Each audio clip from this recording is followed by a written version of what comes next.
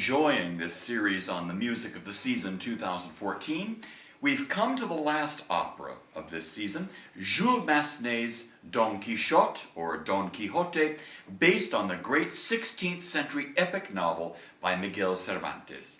We began the series talking about the use of music in opera to communicate emotions and passions in the drama at the center of Leoncavallo's Pagliacci. We discussed the definition of bel canto and how we can hear a wonderful example of that style in Donizetti's The Elixir of Love. And last time we took a very close look at the importance of rhythm in creating music that communicates character in Verdi's Un ballo in maschera, a masked ball. Today, we move to the 20th century, well, the very early 20th century, to talk about this Spanish-inflected opera about the adventures of everyone's favorite knight-errant, Don Quixote.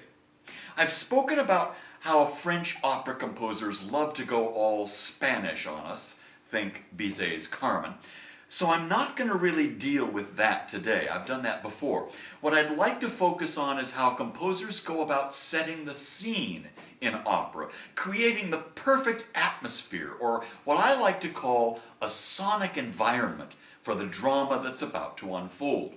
We dealt with that just a little bit in the segment on Pagliacci because, frankly, the composer Leoncavallo is so good at it. But Massenet, working about 10 years after Leoncavallo, is a master at scene setting, and Don Quixote is filled with examples. What we're talking about is the music that a composer decides to use for the first few moments of each scene, or in this case, at the very beginning of each act. There are 5 short acts in Don Quixote. Now don't let that make you nervous. It only amounts to about a total of 2 hours of music. Each act begins differently, reflecting where we are in the story, whose act it is, in other words, who are the featured characters at the beginning of the act, and even, well, when it is. Is it morning, afternoon, evening? Yes, even those things, all those things, can be communicated in music. Let's take a look and listen to some of these scene settings in order to see just how effective Massenet is. Act 1 opens in a town square, where a fiesta or fair is being held, so it's filled with people dancing, partying, bustling about. Remembering that not only does the composer have to express the activity that we'll see on stage as soon as the curtain goes up, we're also in Spain. So yes, there needs to be a kind of Spanish flair to what's going on, right? Here's the music Massenet has created for this very important initial statement of where in the world we are.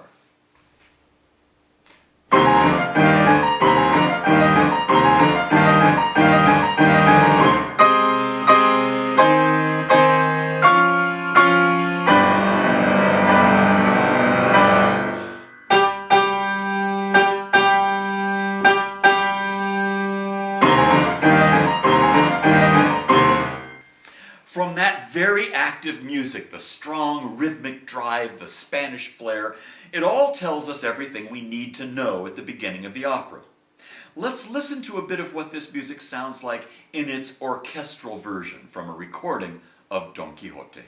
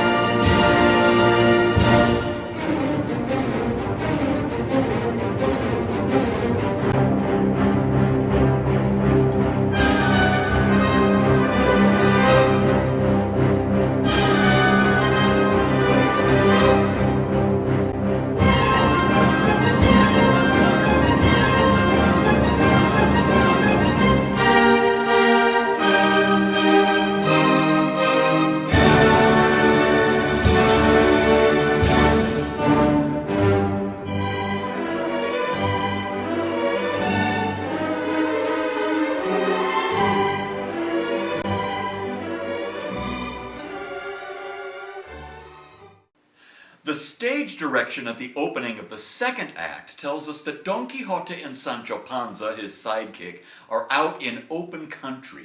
It also tells us that it's dawn, but further, it's not just any old dawn, it's a misty dawn. What kind of musical choices, rhythmic, melodic, instrumental, are going to communicate something so specific to us?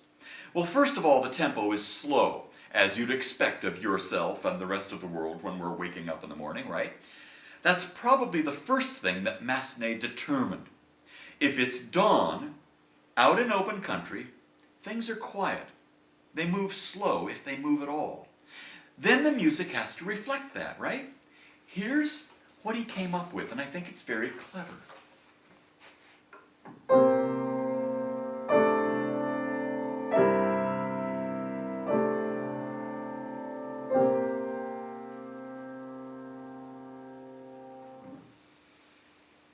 Now, without getting into too much technical jargon, these chords are played exclusively by the strings in the orchestra, first of all.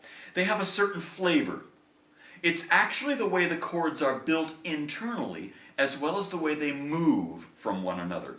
If I separate my hands on the piano and put it very, very simply, the right hand, representing the violins and the upper strings in the orchestra, they go up. While simultaneously, the left hand, representing the lower strings, the violas, cellos, and basses, go down and then up.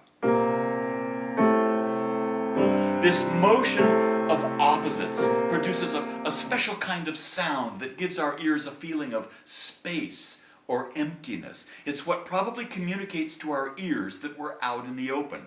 The plains in Spain, if you will, that sort of thing. The slow movement of these chords almost describes the motion of clouds or mist. Maybe I'm inferring too much, but another choice that speaks misty to me is the fact that when Massenet orchestrated this music, he decided that the strings should play very, very softly. That gives the strings a kind of faraway sound, as if we're looking at an object through a scrim or through actual mist. Now, while that activity is going on in the strings, a few bars into the scene, we hear a little melody from the woodwinds.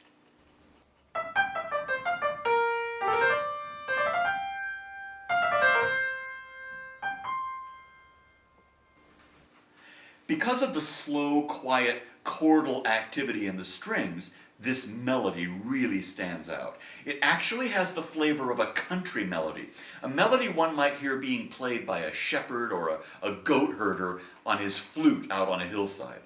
Now, the black and white color of the piano doesn't really do that passage justice, so again, let's listen to a recording of this same music. I think you'll agree that it says dawn, open country, even misty, all the things that the libretto, the story, requires.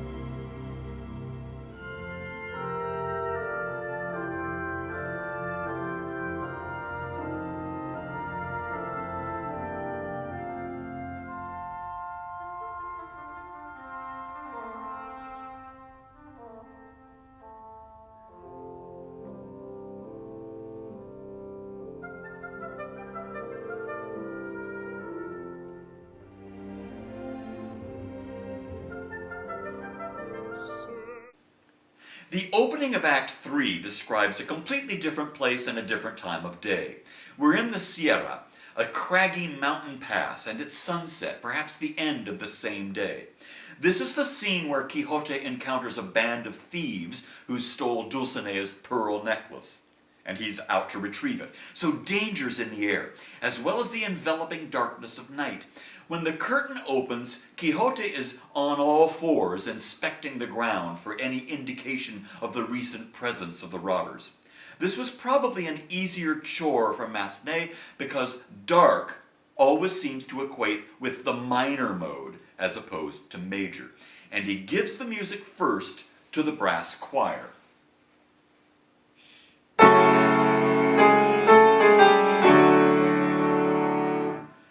The music is then repeated by the strings an octave higher.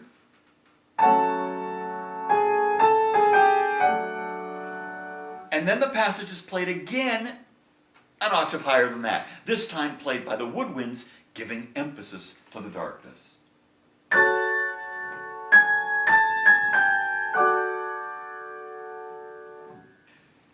He then modulates to a different key and repeats that whole process over again. This leap up an octave each time the passage is repeated helps our minds to see the darkness, the mountains, the sunset, the danger that may be lurking behind the next crevice as Quixote explores the space.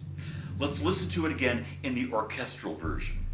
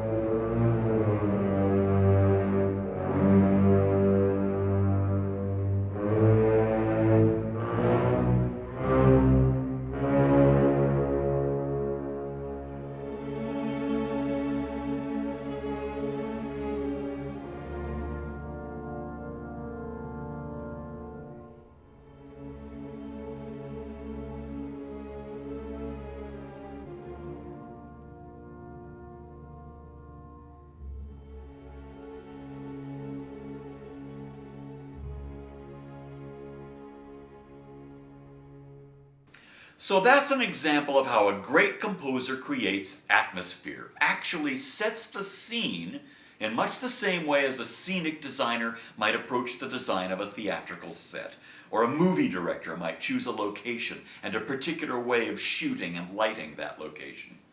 In a way, every note, every chord, every instrument at the disposal of the composer of an opera has a different color and can take on a different meaning within the context of a dramatic story. It's part of the mystery of the music in an opera and in the operas of our season 2014. I'll see you at the opera.